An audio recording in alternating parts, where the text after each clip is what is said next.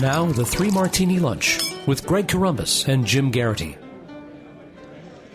And welcome into Three Martini Lunch. We've made it to Friday. Congratulations to all of us. Jim Geraghty's here, the National Review, Between Two Scorpions. I'm Greg Corombos of Radio America. We've got good, crazy, and crazy martinis today, Jim. But I was just thinking earlier today, the Bears-Redskins game, that was this week. The climate strike, that was this week, right?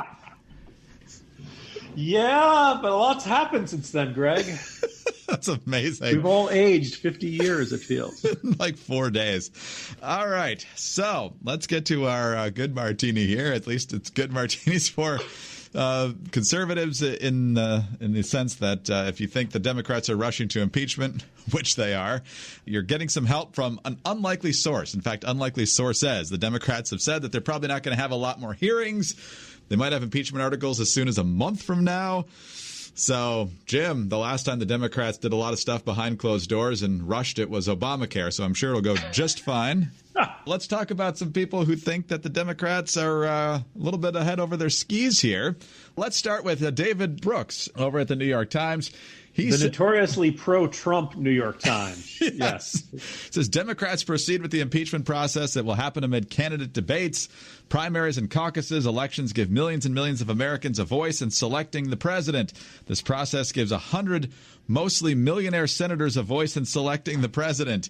As these two processes unfold simultaneously, the contrast will be obvious. People will conclude the Democrats are going ahead with impeachment in an election year because they don't trust the democratic process to yield the right outcome. Democratic elites to voters, we don't trust you. Too many of you are racists. All right, so let's go to another Trump hater, as Jim pointed out in the Morning Jolt today. Surely he's going to have the popcorn all ready to go. That would be former Ohio Governor John Kasich. But guess what? You just don't say, okay, I read a newspaper article or I saw one transcript and therefore throw the guy out of office. I think it is a long process and there has to be more, in my opinion. You're just not there yet. But hold on, let me ask you something. I'm not there yet because we haven't gotten very far yet other than a lot of headlines and things that we read like the transcript, which I've just said is really upsetting. Look, I'm not going to support Trump. I didn't support him the last time. I'm not going to support him again. I don't think he's conducting himself appropriately in that office, not just these things, but dividing our country. But that's a long way from impeachment. Jim, that was on CNN. Allison Camerata there was the one who was shell-shocked that John Kasich wasn't on board with impeachment yet. I think Kasich's line of, I'm not there yet because we haven't gotten very far yet, might be the most rational thing he's said in years. Yeah, it's right up there with my dad was a mailman. No, okay. So first of all, credit to both of them. I also mentioned my semi-former colleague, Jonah Goldberg. Jonah's still with NR, still running his columns, but he's off going to form his own thing. And, none of these people are Trump fans. None of these people, in fact, all three of them say that what President Trump did in that conversation and his overall approach to Ukraine and the inquiries about dirt on the Bidens, they say, look, that is a quid pro quo. This is very serious. But none of them are itching to impeach for a variety of reasons. I think one of the interesting things where, David Brooks is basically trying to warn Democrats saying this could backfire very badly on you. And I don't think that David Brooks is a guy who's going out of his way to imagine ways this could go badly for Democrats. I think, David Brooks very much doesn't want Trump to get reelected. And he's very straight up pointing out this could, very much lead to this, that there is not a consensus anywhere near this. Now, look, there's some polling. It looks like it's coming up to about the 50-50 category. The Republicans oppose it, Democrats support it, and independents are, at least at this point, around 50-50. That's not a great situation to head into an impeachment. Ask Republicans back in 98 and 99. You want to have, look, we've never done this in our history, right? So you would assume that what's going with the threshold would be at a minimum on par with Watergate and ideally worse. Ideally, you'd want to say this is a really huge deal that everybody left, right, and center can be upset about. So far, they're not there yet. And we talked about this during the week. I think the fact that all of these folks who clearly are not reflexive defenders of the president are saying, at minimum, take your time with this. This came out, and I mentioned this in the Morning Jolt as well, the same time there's a report in the Washington Post that the congressional Democrats, I'm not making this up, this is not a Top Gun joke, They honest to goodness said the quote, they feel the need for speed. Now, I'm sure you're picturing Tom Cruise and Anthony Edwards high-fiving and, in front of the jets and ready to go and all that stuff. But this isn't something you should be feeling the need for speed on. My sneaking suspicion is that they've felt like, with the Russiagate and all the other things that have happened, this nagging sense that, you know what, any scandal that comes to light in front of the American public, eventually they get used to it. Eventually they get kind of, okay, it's Trump being Trump. And also the clock is working against them, as I pointed out in the Jolt quite a few times. The closer you get to the general election, the sillier it seems to be attempting to remove the president. The American people are going to have their chance to weigh in. And the more you press forward to this, the more people are going to say, is this Democrats worried they're not going to be able to beat Trump on Election Day? It's not hard to shake this out. And as I laid out in today's Jolt, if the Democrats really want to say, there's no way to get around the fact that impeachment inevitably is the undoing of an election. The American people elected a president. You go through the impeachment process and you say, you know what, America, you can't have that president. He has done something so wrong that we cannot allow his presidency to continue. Democrats, if you're going to go ahead and own this, right, be straightforward about it. Say, yes, we are undoing the 2016 election. We have decreed that even if you want him, America, you can't have him. Polling numbers don't change right and wrong. Polling numbers don't change the law. This is too important to be left to the electorate in 2020. Now, I don't think it'll be very popular, but I think it'll be honest. And I think actually maybe some people might be won over by Democrats if they're honest about it, instead of trying to pretend, we certainly have been trying to do this since day one with this president.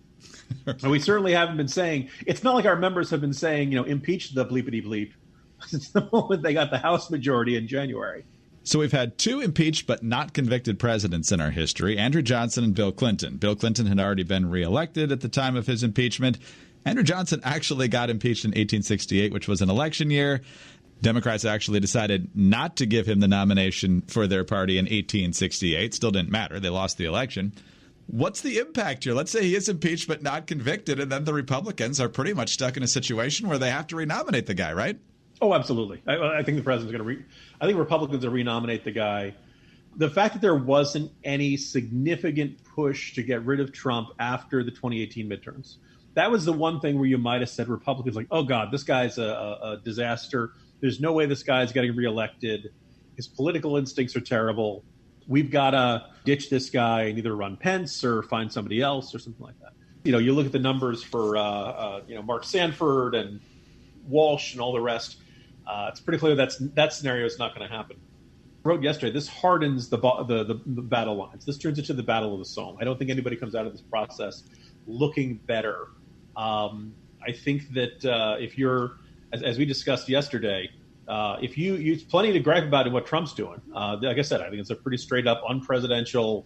This is a quid pro quo. This is I think it's exactly what it appears to be. He's strong arming Ukraine, saying, "Hey, you haven't been very good to us. We're being very generous to you. I expect you to find some dirt on the Bidens." But the flip side of that is that Schiff is making up stuff. He is making up quotes in his opening statement before the committee yesterday. I think a lot of Americans look at this and don't feel particularly warm and fuzzy towards either side in all this. And I think there might be the whole reason the impeachment number polls much more badly than Trump's actual approval numbers, that there is a chunk of the American people out there who don't like Trump, but who also don't like the idea of the Congress saying, you know what, you can't have that president. So also this gives Trump, either way, if he gets reelected, you're going to see him twerking on the White House lawn. This is a guy who's, this will be the ultimate vindication.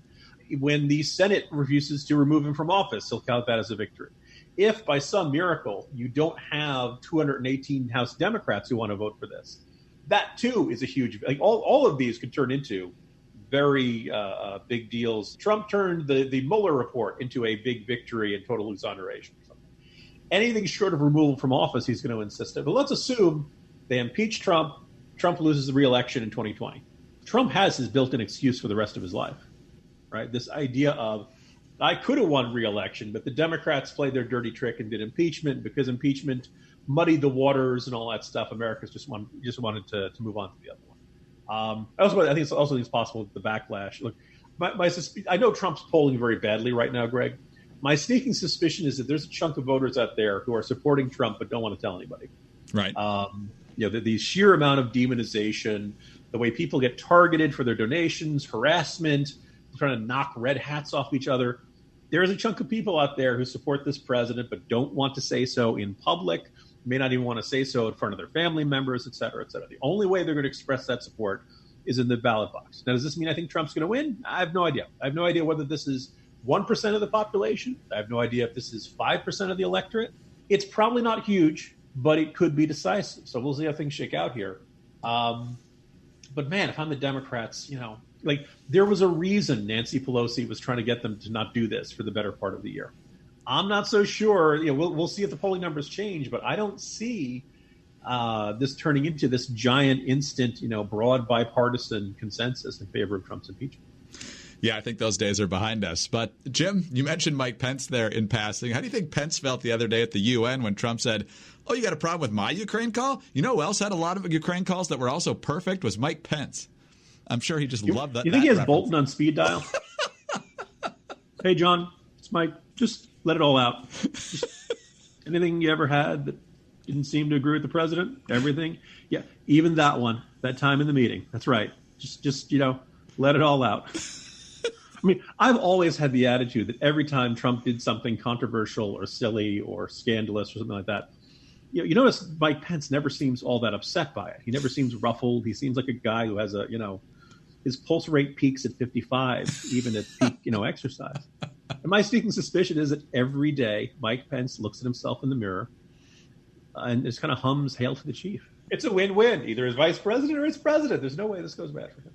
Oh, man. All right, let's talk about our double crazies here. Let's start with the first one. Jim, when we were coming of age in politics in the 80s and certainly the early 90s, one of the things that we heard all the time, particularly starting with the 1992 presidential race, leave the president's kids out of it.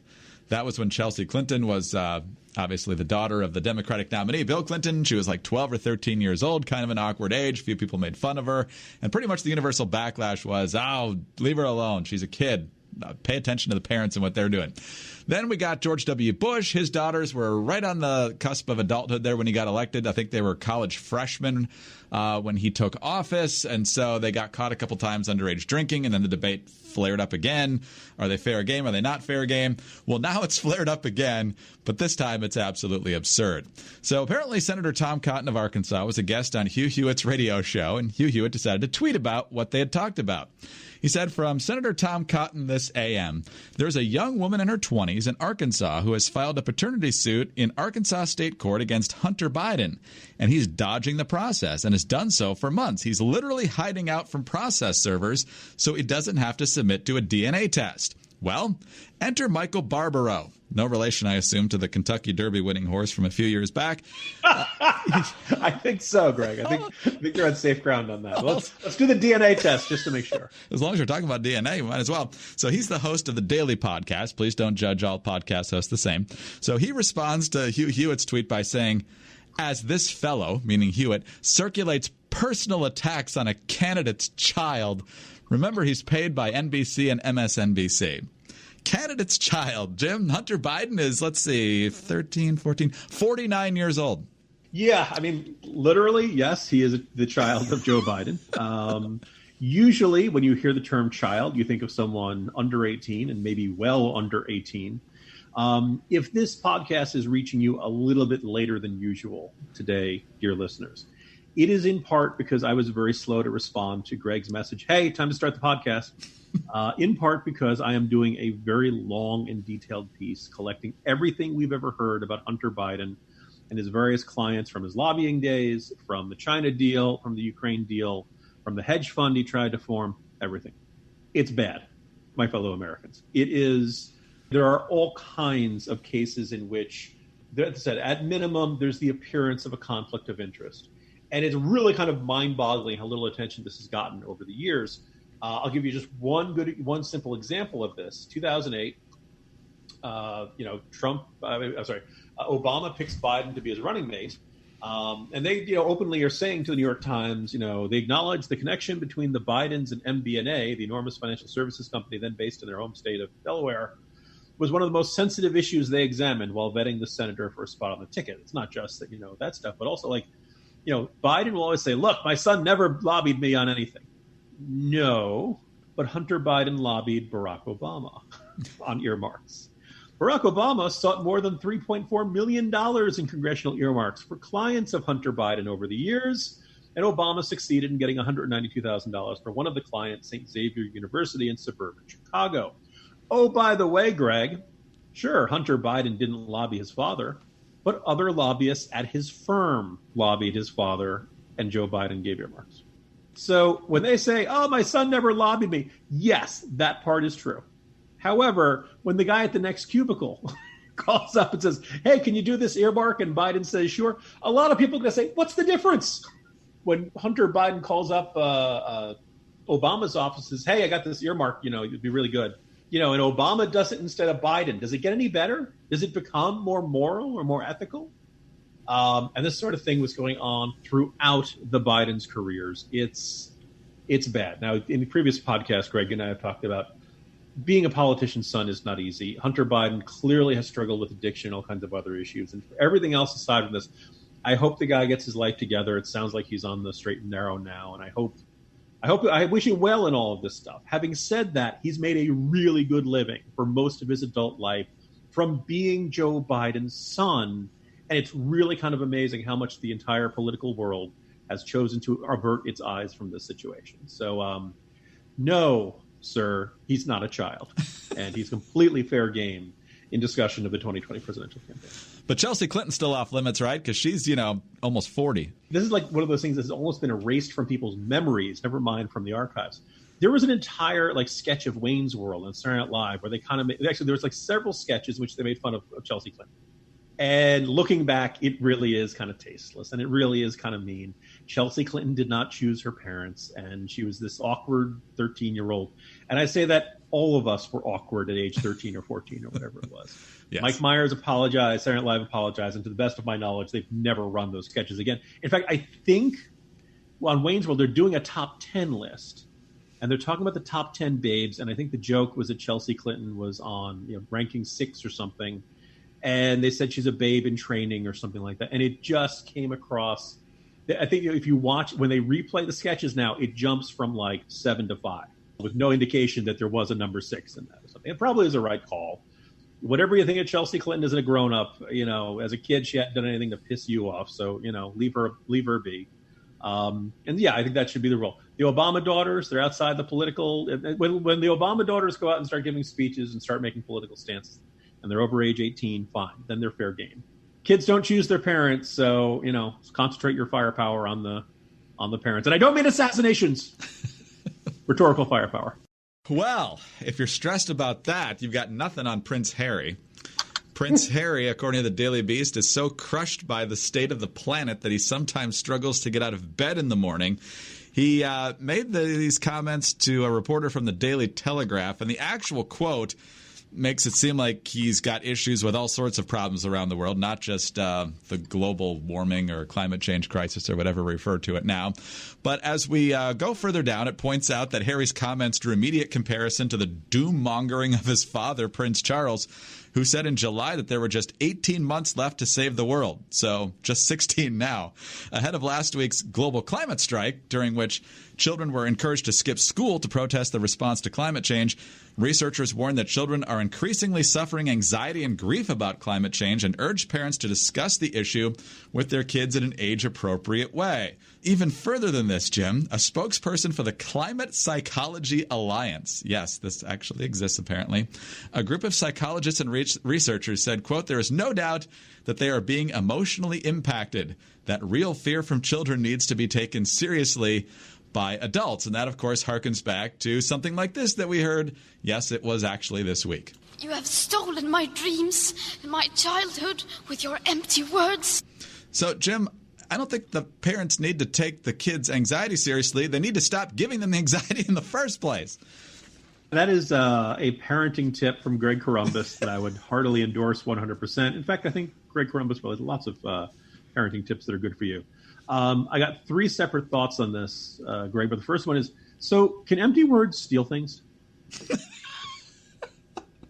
I mean, they're bad, but like life, politicians are always full of empty words, But so did that actually steal something, or isn't it just kind of like it's just you're making a promise that's not there? So anyway, there's that, So there's that aspect of her stinging indictment, the denunciation heard round the world. But the other thing is, if your first name is Prince, or your title is Prince, I don't want to hear you singing the blues. Unless you're from Minnesota, as in the late performer Prince, or you're Hamlet. He's got justifiable, the melancholy Dane. Okay, fine, you can complain. Beyond that, I don't want to hear how hard it is to get out of bed. And this is kind of a blanket comment of, if you got a private jet, I don't want to hear you complaining about carbon emissions. Yeah, this is one of the things that makes it just so insufferable. When the people who are wealthiest, the people who are celebrities, the people who have the single greatest wealth and influence and luxuries of life you could ever imagine, start telling us how hard all this is on them. Shut up. Go away. Stop. You are the last people in the world who should be complaining, and particularly when they start saying, and other people need to start giving up. No.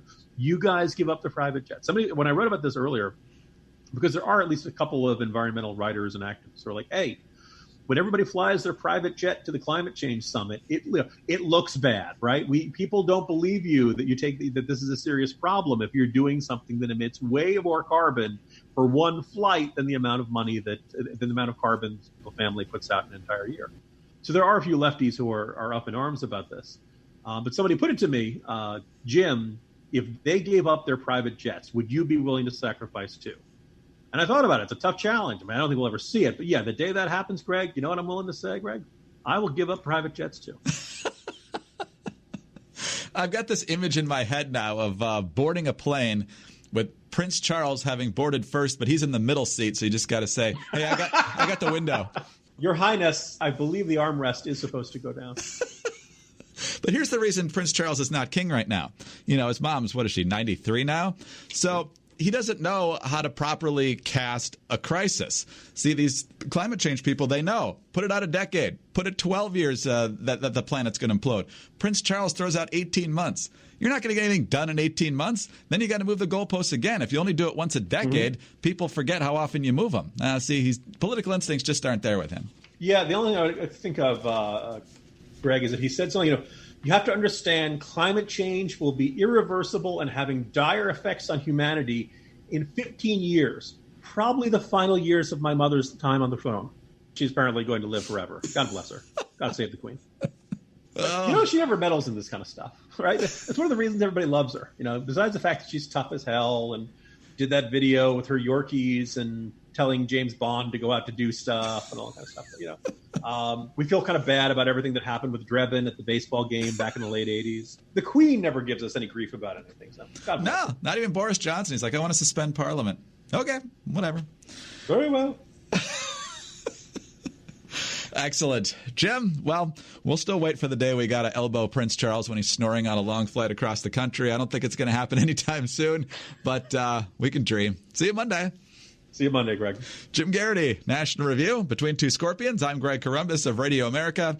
If you don't already, please head over to iTunes and subscribe to the 3 Martini Lunch. And if you like us, please give us a really nice review. And have a great weekend. We'll see you Monday on the next 3 Martini Lunch.